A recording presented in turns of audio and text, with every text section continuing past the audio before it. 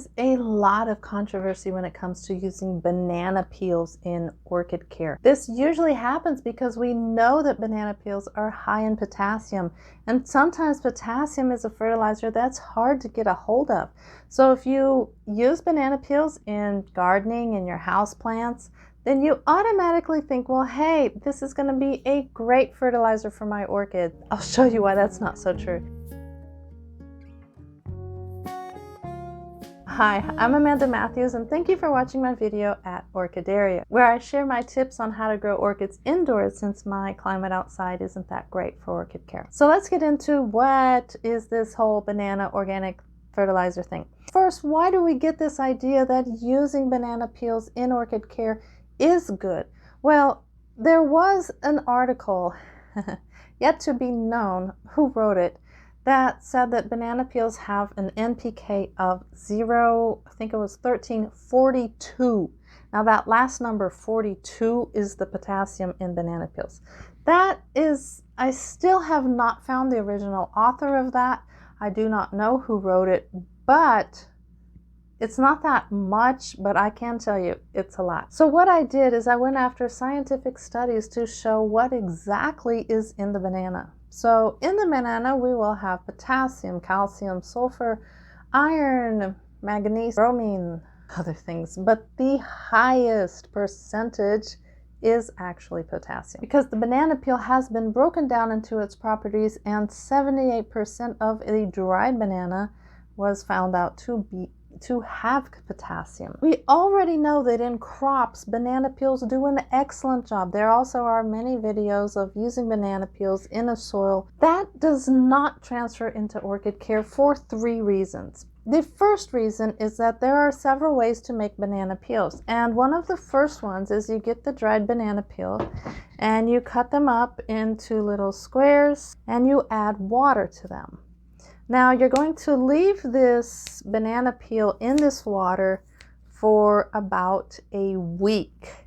And this is going to create a honey-colored water with bubbles on top and probably a glossy white top to it. So after you cut your banana peels, you're going to put water in there. And you're going to leave that for a week. You're not going to touch, I guess I should have taken the sticker off. But anyway. You're going to leave that for a week and it's going to ferment. Then you add that water, because the potassium is a very mobile element. It's going to leach straight out of the banana peel into the water, and that makes a great tea for your orchid. The problem is not the water with the potassium. The problem is that it fermented. So in here it's going to create a whole bunch of bacteria and fungus, and you're transferring that to your orchid pot. The lack of humidity inside the other household plants will actually kill the bacteria and fungus in time. The orchid pot does the contrary. The humidity will be a perfect place for that fungus to actually grow and develop. So you're giving the orchid a problem that it wouldn't have otherwise. So it's not exactly because of the banana peel, it's because of the microorganisms that this whole leaving it in 1 week in this water will provide. The second way to do your banana peel is to apply it directly to the vase. Now I've seen articles say this, and I am totally against that, and that is for 2 reasons only. Now just keeping these banana peels here has created a smell that is hard to, I mean, this is my home office, believe it or not, and this is where I do my normal work. And the smell is just so overpowering. Banana peels, when they ripen, they produce a gas called ethylene gas. And ethylene gas is the main cause of bud blast. If you have your orchids in the kitchen, make sure they are away from tomatoes, away from bananas, away from anything that will ripen and release this ethylene gas.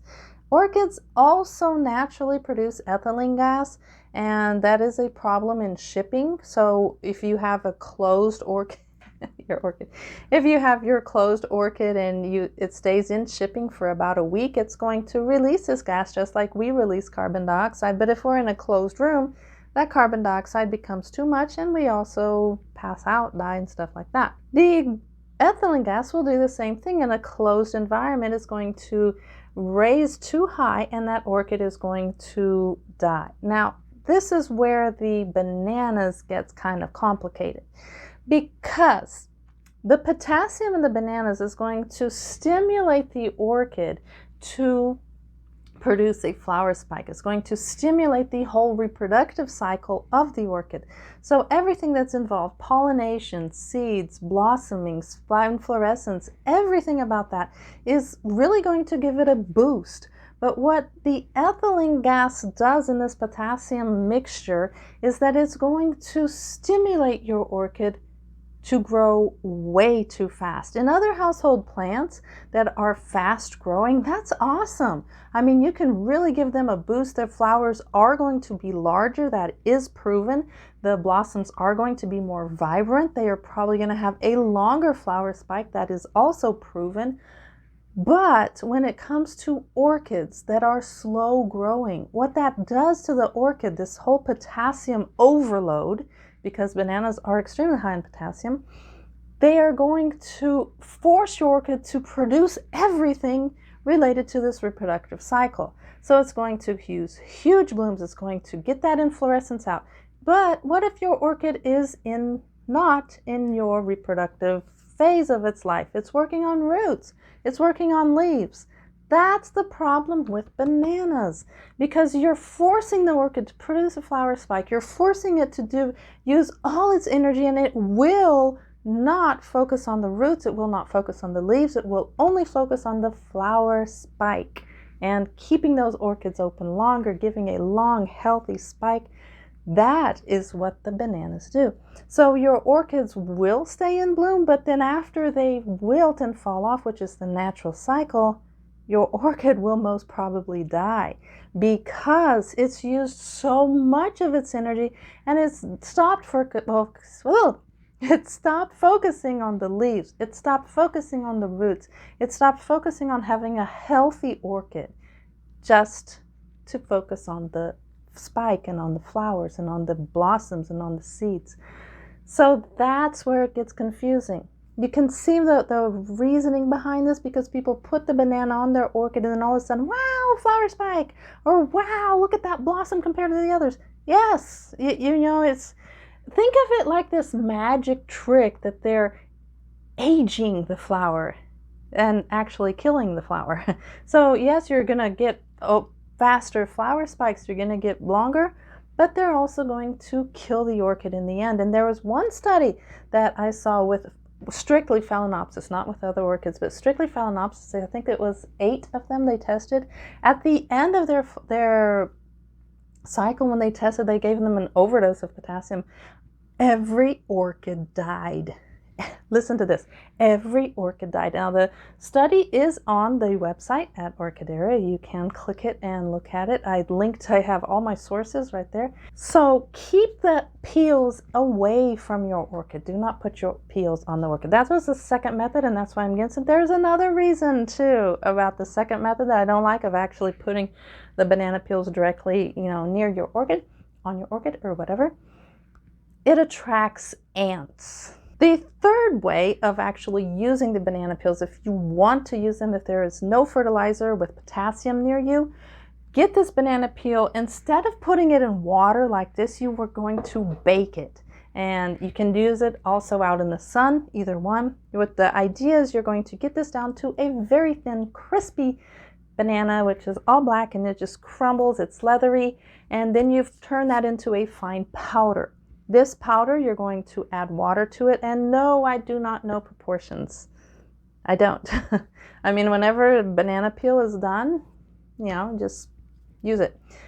Add water to this fine powder that's going to be black. You're going to add it to it. Let that, mix up, and then water your orchids with that. Do not do this during cycles that are not in flower, don't have a flower spike. If your orchid has no roots, do not use this. Do not use it for a leafless orchid, because it will totally mess up the whole cycle of your orchid. If your orchid is in the flowering cycle and you need more potassium, this third method actually does work. It is excellent for your orchid. So those are the 3 ways, but my suggestion would just be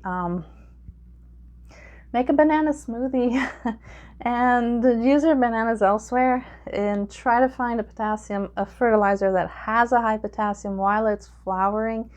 That would save you so much, because it's great to have an orchid with the help of potassium, but not that much help. That bananas are really an overload. So thank you so much for watching. If you haven't seen the video of the free Excel sheet, you can go to this video right up here, and I'll show you where to get that, so you know you can keep track of your orchids. And in this video, I talk about the NPK of Orchidcare and how to get that fertilizer up and running. Thank you so much for watching, and happy cultivating.